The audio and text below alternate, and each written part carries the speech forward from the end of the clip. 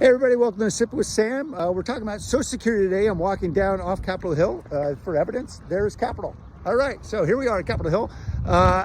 There's been a lot of drama in the last few weeks. I got a call from a constituent saying she waited 2 hours on the phone. That is not a surprise, of course, because we have seen that DOGE have push for the cuts of 12% of the workforce at the Social Security Administration. Administration is responsible for getting 73 million Americans the checks they need to pay rent and for other critical needs.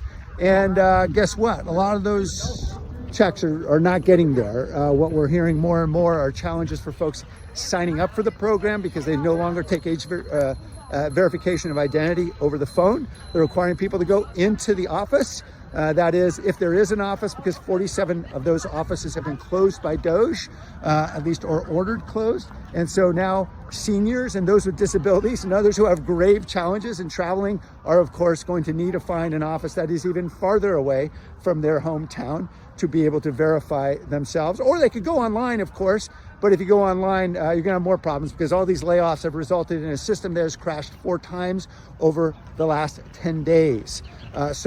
Frankly, the administration is hemorrhaging in a big way, and that is of a grave peril, in my view, to 73 million Americans who critically depend on these Social Security checks every day just to pay their rent.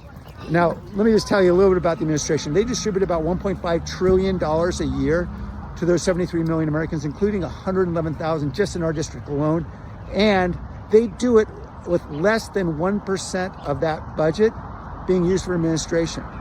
So in other words, the employees that are required to actually get the checks to the right people cost less than 1%.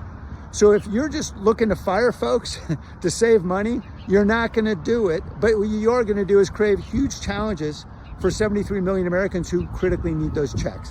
This is no way to run a railroad. This is shoot first, aim later approach from DOGE, and I'm going to be fighting like hell to ensure it stops. Not just with Social Security Administration, but for many other of the misfires that we've seen from DOGE.